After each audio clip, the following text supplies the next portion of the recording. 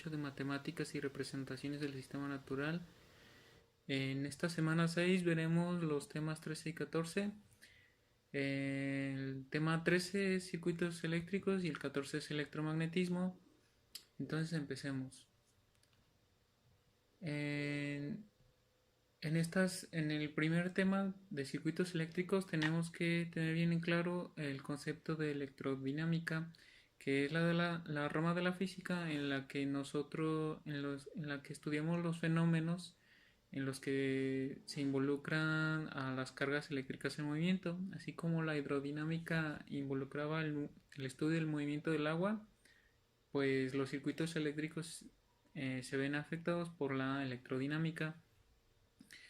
Los circuitos eléctricos están siempre muy involucrados en nuestra vida, ya que nosotros usamos mucho la tecnología y pues para eso necesitamos conocer sus tres principales elementos, que son el diferencial de potencial, la corriente y la resistencia. Para hablar del potencial eléctrico necesitamos recordar que el concepto de energía potencial y están muy relacionadas, solo que a diferencia de la energía potencial mecánica, el campo que genera a esta energía ya no es el campo gravitatorio, sino el eléctrico.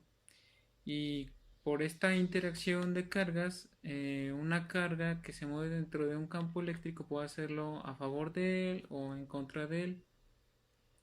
Y la energía que se necesita para que haga este movimiento es la energía precisamente la eléctrica.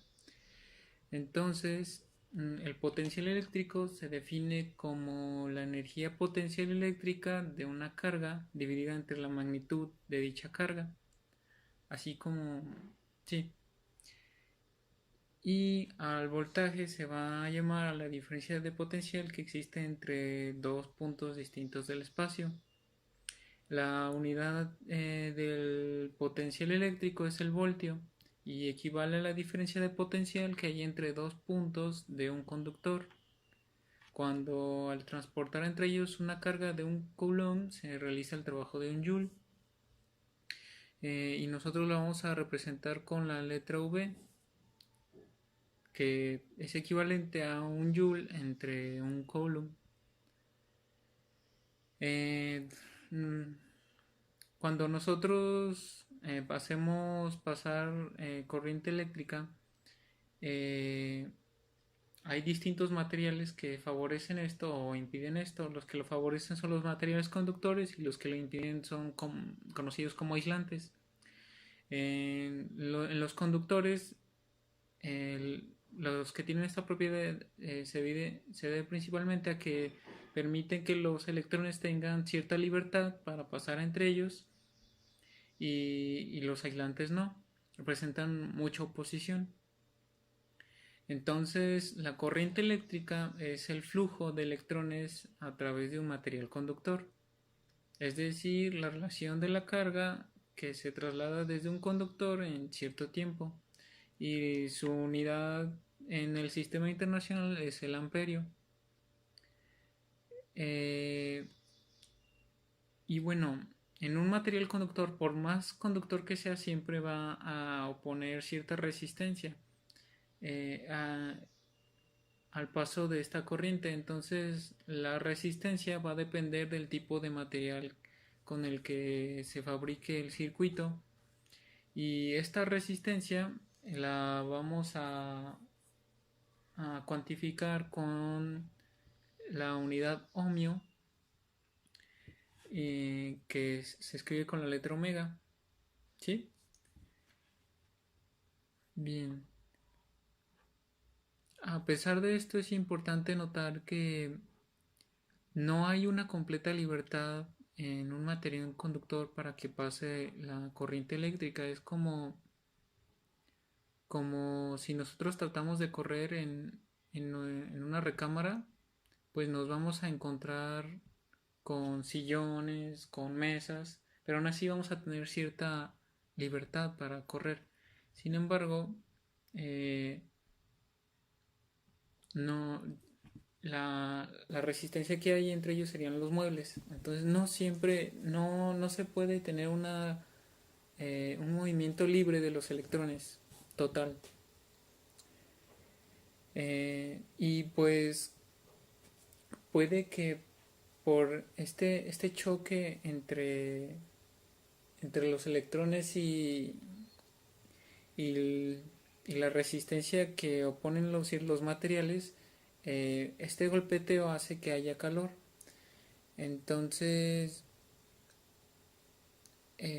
hacen que se eleve la temperatura y por eso cuando hay paso de corriente se genera calor, como en los focos incandescentes.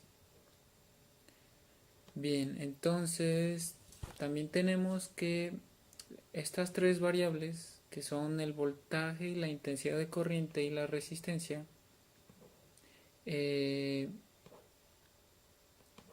están relacionadas y fue el físico George Ohm quien publicó un tratado en el que formulaba una expresión que relacionaba estas tres magnitudes. La conocemos como ley de Ohm y está relacionada, queda como mmm,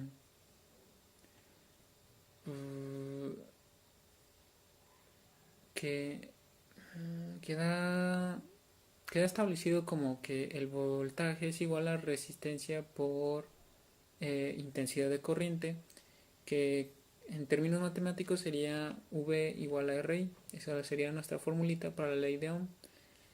Y pues nosotros podemos despejar a la hora de resolver problemas para conocer ya sea la intensidad de corriente o la resistencia. Muchas veces esta relación la representan en un triangulito donde el voltaje está, donde el triángulo está dividido en tres, donde hay eh, una línea en medio del triangulito y debajo de la línea perpendicularmente una línea vertical. Entonces queda dividido en tres el triángulo y encima está el voltaje y abajo RI. Entonces si queremos conocer la resistencia, pues sería voltaje sobre intensidad de corriente. Si queremos saber intensidad de corriente, sería voltaje sobre resistencia. Y el voltaje queda como el producto de la resistencia por la intensidad de corriente. También necesitamos saber lo que es la potencia de un circuito eléctrico, que es la cantidad de energía producida o consumida por unidad de tiempo por el circuito. Y lo vamos a representar con la letra P y su unidad en el sistema internacional es el vatio, que lo vamos a representar con la letra W. ¿Sí?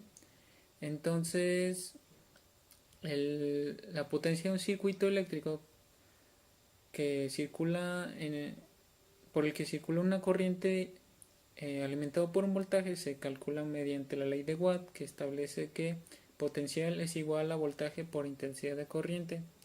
Entonces podemos entender que la potencia del circuito es la energía que se necesita a cada segundo para que el circuito funcione. Eh,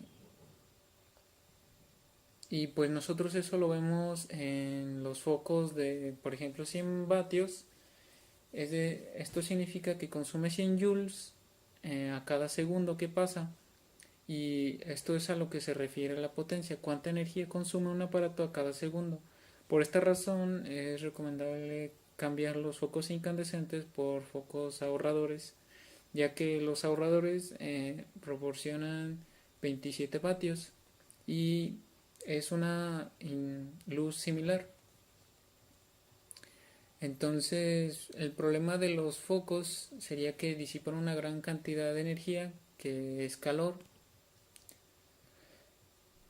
Entonces todos los aparatos eléctricos se calientan debido a la resistencia de los componentes conductores, porque todos los componentes conductores, como vimos, oponen una resistencia. Para conocer el tiempo, entonces utilizamos la ley de Joule, en la que establece que el calor disipado es igual al voltaje por la intensidad de la corriente por el tiempo. Y pues yo les recomiendo que estas fórmulas que se encuentran en el contenido temático, ustedes las y las pongan en un formulario. Y pues esto sería todo de la lección 13.